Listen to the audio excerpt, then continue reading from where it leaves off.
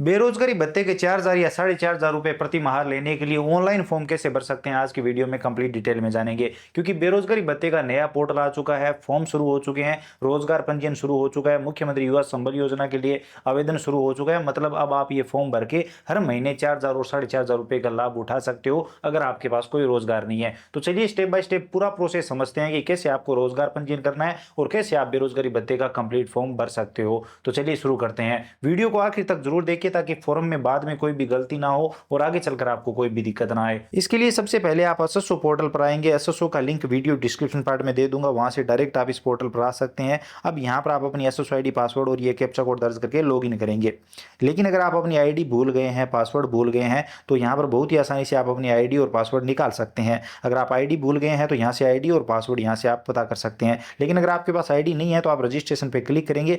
यहाँ पर आप जन आधार और गूगल अकाउंट से आईडी बहुत ही आसानी से बना सकते हैं। लेकिन सरल जो तरीका है और बेहतर जो तरीका है वो जन आधार वाला है। यहाँ पर आप जन आधार नंबर दर्ज करेंगे, नेक्स्ट करेंगे, जन आधार में जो भी सदस्य होंगे वो दिखाई देंगे। आपको जिसकी आईडी बनानी है उसे सिलेक्ट करेंगे, उसके जन आधार कार्ड में रजिस्टर मोबाइल नंबर पर ओटीपी जाएगा। ओटीपी देते ही आप वहां पर पासवर्ड सेट करेंगे और मोबाइल नंबर दर्ज करेंगे और ईमेल आईडी दर्ज करके आईडी क्रिएट कर देंगे। आईडी बनते ही अब आप लॉगिन करेंगे। लॉगिन करने के लिए यहाँ पर आईडी, पासवर्ड अभी जो आपने बनाई है, कैप्चा कोड दर्ज करेंगे और यहाँ पर लॉगिन कर लेंगे। अब यहाँ पर आपको एम्प्लॉयमेंट एक्सचेंज का जो नया ऑप्शन दिखाई दे रहा है, इस वाले ऑप्शन पे क्लिक करना है। ये ऑप्शन अगर आपको यहाँ पर दिखाई ना दे तो अदर एप्स पे आपको क्लिक करना है और यहाँ पर आपको नीचे स्क्रॉल करना है। यहाँ पर आपको ये ऑप्शन मिल जाएगा। लेकिन यहाँ पर भी दिखाई ना दे तो यहाँ पर आपको क्विक सर्च में आपको सर्च करना है EMP। अगर आप लिख के सर्च करेंगे तो यहाँ पर आपको ये ऑप्शन मिल जाएगा। ये वाला पुराना ऑप्शन है और ये वाला नया वाला ऑप्शन है। तो आपको नए वाले ऑप्शन पे क्लिक करना है बेरोजगारी भत्ते का फॉर्म भरने के लिए। तो सबसे पहले इस ऑप्शन पे क्लिक करेंगे। इस ऑप्शन पे क्लिक करने के बाद आपके सामने इस तरह का इंटरफेस आएगा। यहाँ पर आप देख सकते हैं अभी जॉब सीकर का जो रजिस्ट्रेशन प्रोसेस है, जो रोजगार पंजीयन का रजिस्ट्रेशन प्रोसेस है, वो शुरू हो चुका है। और यहाँ पर अगर आप लैंग्वेज चेंज करना चाहते हैं तो यहाँ से आप हिंदी कर सकते हैं ताकि आप बेहतर समझ सके। नौकरी खोजने वाला मतलब बेरोजगार युवाओं के लिए ये ऑप्शन है। तो हम इस ऑप्शन की बात करते हैं। तो यहाँ पर आपको प्रोसीड का बटन मिलेगा, इस पर क्लिक करेंगे रोजगार पंजीयन करने के लिए। अब रोजगार पंजीयन करने के लिए सबसे पहले यहाँ पर आपको जन आधार नंबर दर्ज करना और सबमिट करना है। अब जन आधार कार्ड में आपके जो भी सदस्य होंगे वो दिखाई देंगे। जिसका बेरोजगारी भत्ते का फॉर्म भरना है उसके आगे सेंड ओटीपी का ऑप्शन, इस पर क्लिक करेंगे। जन आधार कार्ड में रजिस्टर मोबाइल नंबर पर ओटीपी जाएगा, ओटीपी देंगे और सबमिट करेंगे। ओटीपी देके जैसे यहाँ पर आप सबमिट करेंगे, अब जन आधार कार्ड से सारी डिटेल यहाँ पर आ जाएगी। अब यहाँ पर आपको एक एक चीज अपडेट करनी होगी, एक एक चीज जो नहीं आई है वो यहाँ पर देनी होगी। सबसे पहले आपको फोटो अपलोड करना होगा। तो यहाँ पर आप अपना एक पासपोर्ट साइज फोटो अपलोड कर दीजिए। अब यहाँ पर आपको एक मोबाइल नंबर देने हैं, यहाँ पर आप अपनी ईमेल आईडी दर्ज कर दीजिए। यहाँ पर आप अपना धर्म सेलेक्ट करेंगे। तो यहाँ पर क्लिक करेंगे, हिंदू मुस्लिम सारे धर्म यहाँ पर दिए गए हैं। तो आप अपना रिलीजन यहाँ पर सेलेक्ट कर लेंगे। उसके बाद यहाँ पर अगर आप विकलांग हो तो यहाँ पर आप यस कर सकते हो, नहीं तो नो करेंगे। जेंडर सेलेक्ट करेंगे। उसके बाद फैमिली इनकम कितनी है और इतनी ही इनकम आपको बेरोजगारी भत्ते के फॉर्म में लिखनी है और इतने का ही इनकम सर्टिफिकेट वो बनाना है। वो भी आगे वीडियो में हम जानेंगे कि कौन सा फॉर्म होगा, क्या होगा। अब यहाँ पर यूआईडी टाइप में आप आधार कार्ड ले लेंगे या फिर और भी ऑप्शन है जैसे आप driving licence, PAN card, passport या फिर वोटर कार्ड ले सकते हैं। यहाँ पर जो भी ऑप्शन ले रहे हैं उसके नंबर ही यहाँ पर आपको दर्ज करने हैं। जैसे हमने आधार लिया तो आधार नंबर दर्ज करेंगे। लिंक्डइन का यहाँ पर अगर आपके पास प्रोफाइल है तो यहाँ पर यूआरएल आप दर्ज कर सकते हैं, नहीं तो कोई जरूरी नहीं है। एक सर्विसमैन हो या नहीं, आप ईडब्ल्यूएस कैटेगरी में आते हो या नहीं, वो यहाँ पर बता देंगे। उसके बाद अगर आप गवर्नमेंट रिटायर्ड एम्प्लॉय हो तो आप यहाँ पर यस या नो कर सकते हैं। तो ये आप अपने हिसाब से यस या नो कर दीजिए। अब आता है एड्रेस। परमानेंट एड्रेस ऑटोमेटिक आ चुका है जन आधार से। कम्युनिकेशन एड्रेस जो वर्तमान पता है वो अगर सेम ही है तो चेकबॉक्स पे क्लिक करेंगे, ऊपर वाला एड्रेस यहाँ पर ऑटोमेटिक आ जाएगा। लेकिन अलग है तो आप अलग भी दर्ज कर सकते हैं। तो ये जन आधार वाला, ये दोनों परमानेंट और प्रेजेंट एड्रेस। तो हम चेकबॉक्स पे क्लिक करेंगे, ऊपर वाला एड्रेस यहाँ पर ऑटोमेटिक आ जाएगा। अब नीचे स्क्रॉल करेंगे, एजुकेशन डिटेल में यहाँ पर आप अपनी हाईएस्ट एजुकेशन बताएंगे, क्वालिफिकेशन बताएंगे। तो यहाँ पर हम ग्रेजुएट कर देते हैं। ग्रेजुएट में हमें बेरोजगारी भत्ता मिल सकता है तो हम यहाँ पर ग्रेजुएट कर देते हैं। हमारी बीए कंप्लीट है तो हम यहाँ पर ग्रेजुएशन सेलेक्ट करते हैं। आप अपने हिसाब से यहाँ पर सेलेक्ट कर लीजिए। पोस्ट ग्रेजुएशन हो तो उस हिसाब से पोस्ट ग्रेजुएशन भी आप सेलेक्ट कर सकते हो। अब यहाँ पर ग्रेजुएट टाइप में आपने क्या कर रखा है, बीए, बीएससी, बीकॉम जो भी कर रखा है वो यहाँ पर बीएड वगैरह, तो वो यहाँ पर आप सेलेक्ट कर लीजिए। लेकिन अगर आपने बीए कर रखा है तो आप ये वाला सेलेक्ट कर सकते हो। अब स्ट्रीम टाइप में यहाँ पर कन्फ्यूजन है। यहाँ पर मैं बीए का हिंदी वाला ऑप्शन सेलेक्ट कर लेता हूँ। वैसे बीए में कई सब्जेक्ट होते हैं, लेकिन यहाँ पर अगर आप अलग सेलेक्ट करते हैं तो कोई दिक्कत नहीं है, बाद में आप अपडेट कर सकते हैं। यहाँ पर देखिए मैं बाद का दिखा रहा हूँ, ये अपडेट का ऑप्शन आ रखा है। एजुकेशन डिटेल में आकर आप अपडेट कर सकते हैं और वो वाला ऑप्शन भी यहाँ पर नहीं दिखा रहा है। तो वहाँ पर आप कौन सा बीए का सब्जेक्ट सेलेक्ट कर रहे हैं कोई फर्क नहीं पड़ता। तो इस बात से मत घबराइए कि आपने सिर्फ एक सब्जेक्ट सेलेक्ट कर लिया या गलत सेलेक्ट कर लिया, सिर्फ यहाँ पर मीडियम बताया जा रहा है। और अगर आप कोई दूसरी यहाँ पर ग्रेजुएशन डिटेल देना चाहते हैं, दूसरी कोई डिटेल ऐड करना चाहते हैं, तो वो भी बाद में आप ऐड कर सकते हैं। तो इस तरह से वहाँ पर अगर कोई गलत हो गया तो कोई दिक्कत नहीं है, तो यहाँ पर आप बाद में अपडेट कर सकते हैं जब आपकी प्रोफाइल बन जाएगी। तो ये बाद का है। तो यहाँ पर हमने हिंदी दे दिया, उसके बाद यहाँ पर आप अपनी यूनिवर्सिटी सेलेक्ट कर लेंगे। तो आपने जिस भी यूनिवर्सिटी से ग्रेजुएशन किया है वो यहाँ पर आप सेलेक्ट कर लीजिए। चलिए मैं ये सिलेक्ट कर लेता हूँ, महाराजा गंगा यूनिवर्सिटी। उसके बाद आप अपनी कॉलेज का नाम जो आपको आपकी मार्कशीट पर मिल जाएगा, आपने कब पास किया फाइनल ईयर, वो यहाँ पर मार्कशीट पर मिल जाएगा, दे दीजिए। उसके बाद मीडियम हिंदी मीडियम थे, इंग्लिश मीडियम, वो यहाँ पर आप सिलेक्ट कर लेंगे। उसके बाद नेचर ऑफ कोर्स, तो इसको लेकर भी कन्फ्यूजन है जहाँ तक हमने पता करने की कोशिश की। अगर प्राइवेट किया है तो पार्ट टाइम, और रेगुलर किया है तो फुल टाइम यहाँ पर लोग सिलेक्ट कर रहे हैं, और उन्होंने भी यही बताया। तो आप अपने हिसाब से सिलेक्ट कर लीजिए, बाकी मैं बता दूं ये बाद में आप अपडेट कर सकते हो। उसके बाद रिजल्ट में आपको ग्रेड मिले हैं, परसेंटेज मिले हैं, सीजीपीए, वो आप अपने हिसाब से सिलेक्ट कर सकते हैं। हम परसेंट सेलेक्ट करते हैं, कितने परसेंट मिले तीनों वर्ष में, आपका ग्रेजुएशन का परसेंट कितना है वो यहाँ पर आप बता दीजिए। अनशियो कोड, ये ध्यान से देख लीजिए। इसमें क्या है कि अगर आपने ग्रेजुएशन कर रखी है आर्ट से, अगर आप यहाँ पर देखेंगे तो सर्च करते ही रह जाएंगे, आपको नहीं मिलेगा। आपको सीधा सा है, ऊपर सर्च का ऑप्शन है, आपको डायरेक्ट सर्च करना है। मैंने आर्ट से की है ग्रेजुएशन, तो आर्ट से लिखूंगा तो यहाँ पर देखिए ग्रेजुएट आर्ट का ऑप्शन आ चुका है, पोस्ट ग्रेजुएशन भी आर्ट से आ चुका है। तो इनमें से जो भी ऑप्शन हो वो आप सिलेक्ट कर लीजिए। हमने ग्रेजुएशन किया है आर्ट से, तो हम ये वाला ऑप्शन सिलेक्ट कर लेंगे। तो यहाँ पर अगर आपने साइंस से किया तो आप साइंस दर्ज कर दीजिए, कॉमर्स से किया है तो आप कॉमर्स दर्ज कर दीजिए। यहाँ पर देखिए साइंस का भी ऑप्शन आ चुका है, ग्रेजुएट साइंस, तो ये वाला ऑप्शन हमारे लिए सही है। तो ये हमारा एनसीओ कोड है। तो इस तरह से आप सर्च कर लीजिए और उस हिसाब से यहाँ पर आप अपने एनसीओ कोड दर्ज कर दीजिए, सेलेक्ट कर लीजिए, ताकि बाद में कोई भी आपको दिक्कत ना आए। क्योंकि ये कोड आपको ध्यानपूर्वक सही से सिलेक्ट करना होता है। बहुत सारे लोग इसमें गलती करते हैं, गलत सिलेक्ट कर लेते हैं। अब आती है एम्प्लॉयमेंट की, तो यहाँ पर आपको जो है वो अनएम्प्लॉयमेंट सेलेक्ट करना है। अगर आप बेरोजगार हो तो, अगर आपके पास कोई एक्सपीरियंस है तो आप बता सकते हो, हम यहाँ पर 0 करेंगे, यहाँ पर मंथ में 0 करेंगे। उसके बाद अगर आपको इंटरेस्ट है इंटरनेशनल जॉब करने में तो आप यस करेंगे। अगर यस करते हो तो यहाँ पर आप रीजन बताएंगे, आप एशिया अफ्रीका कहाँ पर करना चाहते हैं जॉब इंटरनेशनल लेवल पर, लेकिन हम इंटरनेशनल लेवल पर नहीं जाना चाहते तो हम नो करेंगे। उसके बाद अगर आप प्राइवेट जॉब में भी इंटरेस्टेड हो तो यहाँ पर आप यस कर देंगे, नहीं तो आप नो करेंगे, हम यस कर देते हैं। उसके बाद यहाँ पर आपकी स्किल और लैंग्वेज के बारे में पूछा जाएगा। अगर आप कुछ काम जानते हो तो यहाँ पर आप बता देंगे। तो यहाँ पर अगर आपके पास कोई स्किल है, आप काम जानते हो, तो आप यस करोगे। आप किस से संबंधित काम जानते हो, एग्रीकल्चर से संबंधित, टेलीकॉम से संबंधित, जो भी आप जानते हो वो यहाँ पर आप बता सकते हो। अगर नहीं जानते तो नो करेंगे। अगर आप कोई स्किल सीखने में इंटरेस्टेड हो, यहाँ पर RSLDC जो स्किल है, जो कौशल प्रशिक्षण दिए जाते हैं, उनमें अगर आपकी रुचि है तो आप यहाँ पर यस कर सकते हो, नहीं तो आप नो करेंगे। अब आपको लैंग्वेज बतानी है कि कौन सी लैंग्वेज आपको बेहतर आती है। मैं हिंदी सिलेक्ट कर लेता हूँ। हिंदी के आप एक्सपर्ट हो या फिर आप सीखते बिगिनर हो, तो वो यहाँ पर आप बता सकते हैं हम हिंदी के एक्सपर्ट हैं, हमें पढ़नी आती है, रीड पे टिक मार्क कर देंगे, लिखनी आती है, बोलनी भी आती है, तो हम तीनों पर टिक मार्क कर देंगे। और यहाँ पर ऐड का जो बटन है इस पर क्लिक करके आप लैंग्वेज ऐड कर देंगे। अगर आपको और भी लैंग्वेज आती है तो उन्हें भी आप यहाँ पर ऐड कर सकते हैं। तो आप अपने हिसाब से यहाँ पर लैंग्वेज ऐड कर दीजिए और उसके बाद आपको फाइनल सबमिट करना है। सबमिट बटन पे क्लिक करेंगे, उसके बाद आर यू श्योर, तो यस करेंगे। उसके बाद आपके नंबर पर OTP आएगा, वो OTP यहाँ पर देंगे और सबमिट करेंगे। सबमिट करते ही आप देखेंगे कि यहाँ पर आपको रजिस्ट्रेशन नंबर मिल चुके हैं और आपका जो है रोजगार पंजीयन कंप्लीट हो चुका है, आपका रजिस्ट्रेशन कंप्लीट हो चुका है। तो अब आप चाहें तो इन्हें नोट कर सकते हैं, वैसे नोट करने की जरूरत नहीं है, ये ऑटोमेटिक सेव हो जाते हैं। आपको कार्ड भी मिलेगा, तो यहाँ पर आप ओके करेंगे। ओके करने के बाद आप देख सकते हैं आपको डैशबोर्ड इस तरह का दिखाई देगा। अब यहीं से आप बेरोजगारी भत्ते का फॉर्म भरेंगे।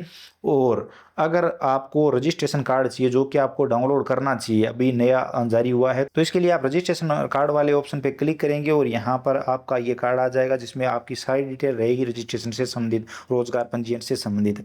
अब अगले वीडियो में हमने जानेंगे कि हमें बेरोजगारी भत्ते का फॉर्म कैसे भरना है। पिछले वीडियो में हमने जाना था कि अगर हमें बेरोजगारी भत्ते के 4,000 या फिर 4,500 रुपये प्रति माह लेने हैं तो उसके लिए पहले रोजगार पंजीयन करना होगा। रोजगार पंजीयन करने के लिए एक SSO ID की जरूरत होती है और क्या क्या डॉक्यूमेंट की जरूरत होती है, कैसे रोजगार पंजीयन करना है, कैसे हमें अपना डैशबोर्ड क्रिएट करना है, उस बेरोजगारी भत्ते का फॉर्म कैसे भरना है, इसका वो पहला पार्ट है और ये दूसरा पार्ट है। आज के वीडियो में हम जानेंगे मुख्यमंत्री युवा संबल योजना में हम कैसे अप्लाई कर सकते हैं और कैसे हम इंटर्नशिप के लिए डॉक्यूमेंट दे सकते हैं और कैसे हम बेरोजगारी भत्ते का कंप्लीट फॉर्म सबमिट कर सकते हैं। हैं। तो चलिए शुरू करते हैं और स्टेप बाय स्टेप समझते हैं कि कैसे हमें बेरोजगारी भत्ते के 4,000 या फिर 4,500 रुपये प्रति माह मिलेंगे। तो अगर आपने पार्ट 1 कंप्लीट देख लिया है तो अब हम यहाँ पर डैशबोर्ड पर आ जाते हैं। डैशबोर्ड पर मुख्यमंत्री युवा संबल योजना का ऑप्शन है, यहाँ पर अप्लाई नाउ का ऑप्शन है, हम इसमें अप्लाई करेंगे यानी बेरोजगारी भत्ते का फॉर्म भरेंगे। तो यहाँ पर हमारे सामने एरर आ रहा है कि पहले आप अपनी प्रोफाइल कंप्लीट करो, उसके बाद आप इस स्कीम में अप्लाई कर सकते हो। तो चलिए ओके करते हैं। प्रोफाइल कंप्लीट करने के लिए यहाँ पर आपको प्रोफाइल देखिए 85% कंप्लीट दिखाई जा रही है, हमें 100% करनी होगी। तो इसके लिए यहाँ पर आपको साइड में देखिए प्रोफाइल का ऑप्शन दिखाई देगा, आप इस पर क्लिक करेंगे और यहाँ पर आपकी जो प्रोफाइल है वो कंप्लीट दिखाई देगी। आपने अभी जो पिछले वीडियो में हमने समझाया था वो रोजगार पंजीयन किया था, उसकी सारी डिटेल आ जाएगी। यहाँ पर आप नेक्स्ट नेक्स्ट करते जाएंगे और यहाँ पर आपको कुछ भी वैसे दर्ज करने की जरूरत नहीं है, एक दो डिटेल यहाँ पर आपको भरनी होगी। तो यहाँ पर हम नेक्स्ट करते हैं। नेक्स्ट करने के बाद यहाँ पर लैंग्वेज वगैरह सारी ऑटोमेटिक आ चुकी है। अब प्रोफाइल कंप्लीट करने के लिए बाकी डिटेल तो ऑटोमेटिक आ जाती है। यहाँ पर आपको फिजिकल एट्रीब्यूट्स और जॉब प्रेफरेंस भरना होगा, यानी अपनी फिजिकल डिटेल देनी होगी। तो यहाँ पर देखिए अगर आप चाहें तो ट्रांसलेट करके देख सकते हैं। फिजिकल एट्रीब्यूट समरी है, इस पर क्लिक करेंगे तो यहाँ पर आप देखिए भौतिक विशेषताओं का यहाँ पर आपको सारांश देना होगा। तो एड पे जो ऑप्शन है इस पर आप क्लिक करेंगे और यहाँ पर आपकी हाइट कितनी है तो 0 से 255 सेमी के बीच यहाँ पर आपको बतानी है। मैं उदाहरण के लिए बता रहा हूँ, आप अपनी हाइट बता दीजिए सही से। वेट आपका कितना है वो यहाँ पर आप बता दीजिए। आपकी चेस्ट कितनी है वो यहाँ पर आप बता दीजिए। तो चलिए मैं उदाहरण के लिए कुछ भी यहाँ पर दर्ज कर देता हूँ, आप सही तरीके से नाप तोल करके यहाँ पर आप ये कर सकते हैं, बच सकते हैं। उसके बाद अगर आपका ब्लड ग्रुप आपको पता है तो आप दे सकते हैं, ब्लड ग्रुप पता नहीं है तो कोई दिक्कत वाली बात नहीं है। उसके बाद आई साइट मतलब आपकी नज़र अगर एकदम सही है तो यहाँ पर आप 0 रखेंगे, अगर माइनस में है तो यहाँ पर माइनस बता देंगे, प्लस में है तो प्लस यहाँ पर बता देंगे। तो वो आई साइट आप यहाँ पर बता देंगे। अगर आपकी विकलांगता है तो यहाँ पर आप यस करेंगे, नहीं तो आप नो रखेंगे। अगर आप यस करते हैं तो विकलांगता की कैटेगरी भी बताएंगे, कितने % है वो भी यहाँ पर बताएंगे, नहीं तो आप नो करेंगे। नो करने के बाद यहाँ पर आप ऐड कर देंगे, ये डिटेल आपकी ऐड हो जाएगी। आप नेक्स्ट करेंगे। अब यहाँ पर जॉब प्रेफरेंस आप भरेंगे। तो यहाँ पर जो है ऐड का ऑप्शन है, ऐड जॉब प्रेफरेंस का ऑप्शन है, इस पर क्लिक करेंगे। यहाँ पर आपको सबसे पहले सेक्टर का जो ऑप्शन है इस पर क्लिक करेंगे। आप कौन से सेक्टर में जॉब चाहते हैं, एग्रीकल्चर में चाहते हैं, टेलीकॉम में चाहते हैं, बहुत सारे ऑप्शन है, मैं एग्रीकल्चर वाला सिलेक्ट करता हूँ। उसके बाद आपको लोकल जॉब चाहिए, इंडिया के अंदर चाहिए, राजस्थान के अंदर चाहिए, तो वो यहाँ पर आप बता सकते हैं। ऑल ओवर इंडिया कहीं भी आप चाहें तो ले सकते हैं, राजस्थान में ले सकते हैं, वो अपने हिसाब से। उसके बाद फुल टाइम चाहिए, पार्ट टाइम चाहिए, वो यहाँ पर आप बता देंगे।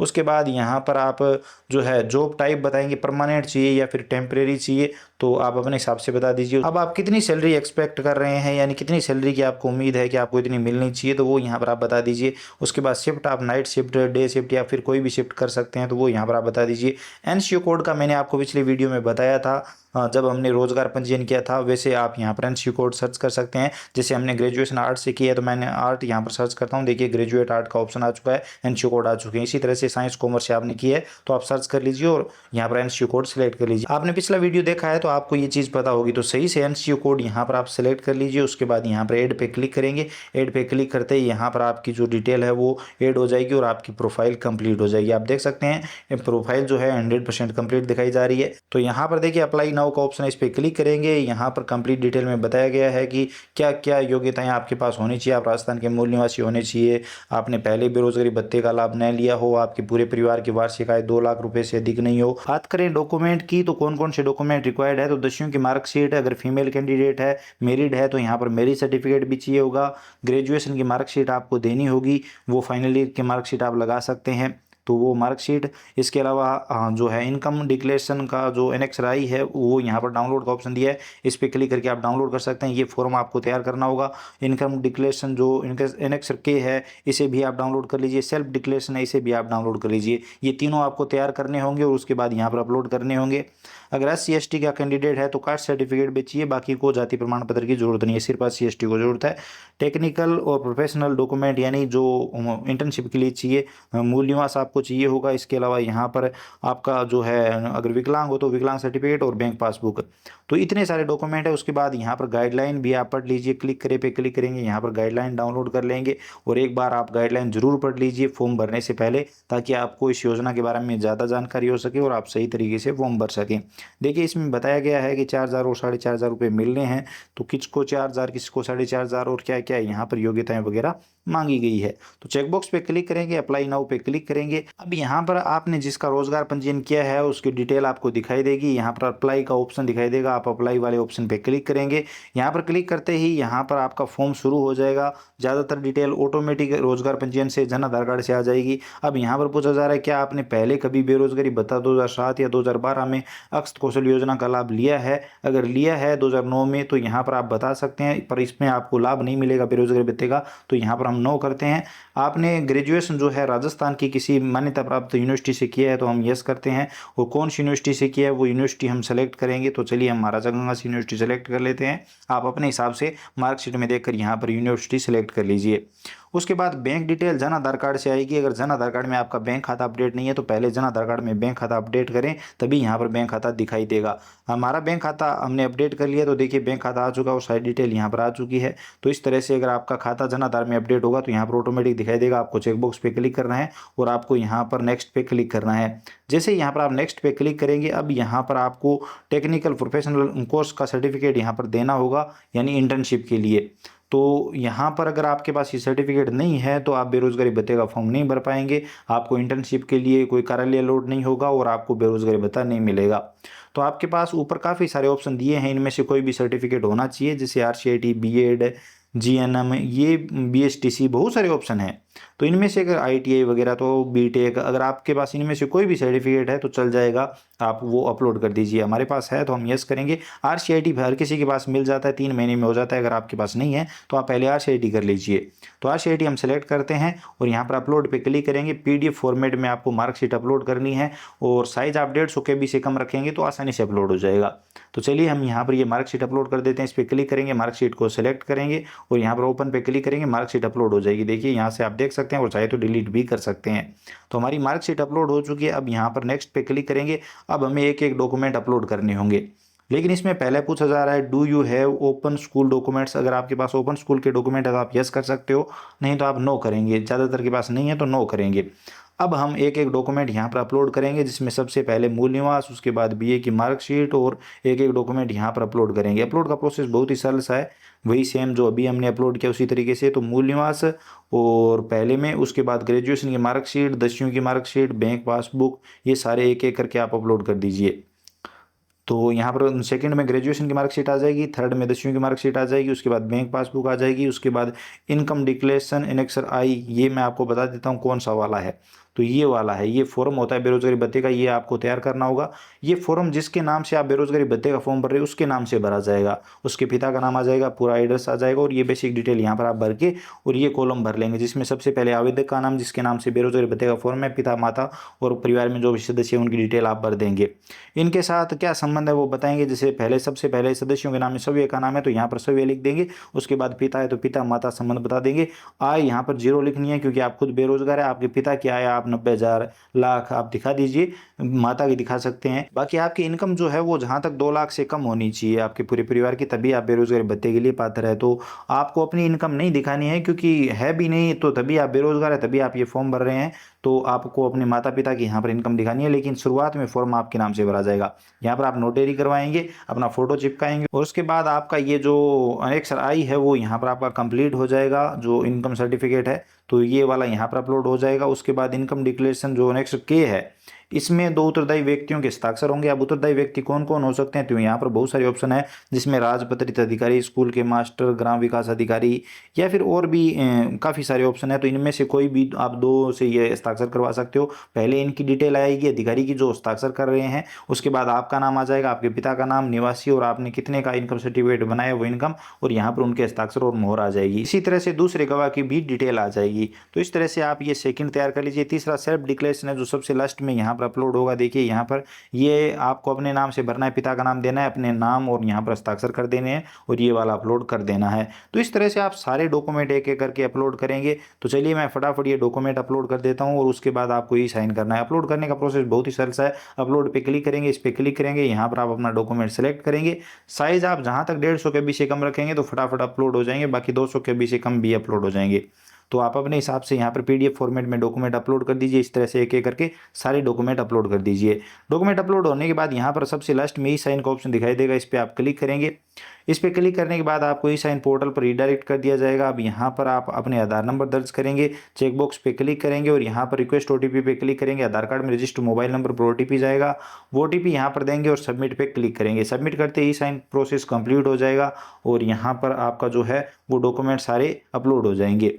उसके बाद यहाँ पर आपको फॉर्म सबमिट करना है, तो यहाँ पर देखिए ई साइन हो चुका है। फॉर्म सबमिट करना है तो यहाँ पर आप चेकबॉक्स पे क्लिक करेंगे, प्रीव्यू और सबमिट पे क्लिक करेंगे। अब ध्यान देना है आपको, फॉर्म एक बार ध्यानपूर्वक चेक कर लेना है, क्योंकि इसके बाद आप करेक्शन नहीं कर पाएंगे। तो एक बार आप चेक कर लीजिए, अगर पूरा फॉर्म सही है तो फाइनल सबमिट पे क्लिक करेंगे और आपका फॉर्म आर यू श्योर पूछा जा रहा है, तो यहाँ पर आप यस करेंगे तो आपका फॉर्म जो है वो सबमिट हो जाएगा, संबंधित कार्यालय में चला जाएगा। तो देखिए फॉर्म सबमिट हो चुका है, रजिस्ट्रेशन नंबर हमें मिल चुके हैं, हम डन पे क्लिक करेंगे। अब इसके बाद डन पे क्लिक करने के बाद आप अपने फॉर्म का अगर स्टेटस चेक करना चाहते हैं तो यहाँ पर मुख्यमंत्री युवा संबल योजना का जो ऑप्शन है इस पर आप क्लिक करेंगे तो यहाँ पर आपको बता दिया जाएगा कि आपका फॉर्म जो है वो सबमिट हो चुका है, किस डेट को आपने सबमिट किया है। जब अप्रूव होगा तो यहाँ पर बता दिया जाएगा, जब आपको कोई कार्यालय मिलेगा तो ज्वाइनिंग डेट वगैरह वो सब कुछ यहाँ पर, पेमेंट की डिटेल सब कुछ यहाँ पर दिखाई देगी। देखिए यहाँ पर फॉर्म सबमिट का बताया जा रहा है, अगर फॉर्म सेंड बैक आएगा तो यहीं पर आपको पता चलेगा और यहीं से आप अपना जो है ऑब्जेक्शन क्लियर कर पाएंगे। उन सब पर आपको वीडियो मिलेंगे, तो यहाँ पर आप देख सकते हैं, यहीं से आप प्रिंट आउट निकाल सकते हैं। Ctrl+P प्रेस करेंगे और इसका प्रिंट आउट निकाल कर आवेदक को दे देंगे और अगर आपने खुद का अपना फॉर्म भरा है तो अपने पास संभाल कर रख लेंगे। ये पूरा प्रोसेस है बेरोजगारी भत्ते का फॉर्म भरने का। आई होप आप समझ गए होंगे। उम्मीद है आपको वीडियो पसंद आया होगा, जानकारी समझ में आई होगी। वीडियो पसंद आया तो हमारी मेहनत के लिए लाइक जरूर करिए, अपने दोस्तों के साथ शेयर करिए। चैनल पर नए हो तो सब्सक्राइब करके बेल आइकन प्रेस कर सकते हो, ताकि आने वाले सभी वीडियो और नई नई अपडेट आप सबसे पहले देख पाएं। इसके अलावा अगर आपके मन में कोई भी सवाल या सुझाव है, आपको फॉर्म भरने में कोई और परेशानी आ रही है, आपको फॉर्म से संबंधित कोई कंफ्यूजन है, तो आप कमेंट सेक्शन में पूछ सकते हैं। चलिए मिलते हैं अगली वीडियो में नई अपडेट के साथ।